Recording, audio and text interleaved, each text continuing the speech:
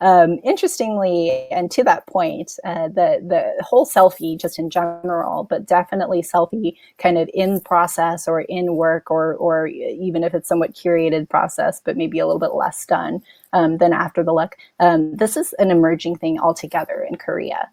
So it is a little bit the behavior on Instagram tends to be until now a little bit more curated, a little bit more, of the before and after, only the after, never showing the before. But even there, you are kind of seeing this, let me show you what I do, even if I'm showing you kind of a half-done cake before I put it in the oven, but I'll kind of reveal that to you as a form of that altruism and that kind of self-care as a form of caring for others.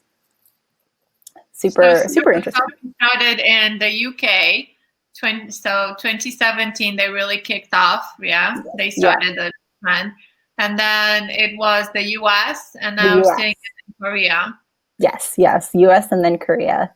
In Korea, it's still quite emerging, but definitely seeing that growth, and certainly that growth in this year, in this kind of COVID timeframe. And largely, what I should say about Korea now, and we'll see it kind of in future trends as well, is that for a lot of the things that they're doing on social media, their behavior has not changed.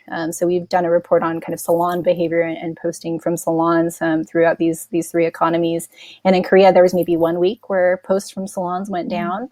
And then, as a lot of people know, the economy never truly shut down. They stayed open, never did a lockdown the way that a lot of places in the US and the UK did. So you do see that reflected. Nevertheless, there are changes that either because they're brought about by COVID or brought about by the influence of other people who have had their behavior changed during COVID, that you do see some things kind of leaking through to Korea in a new way. I think I have a question about this.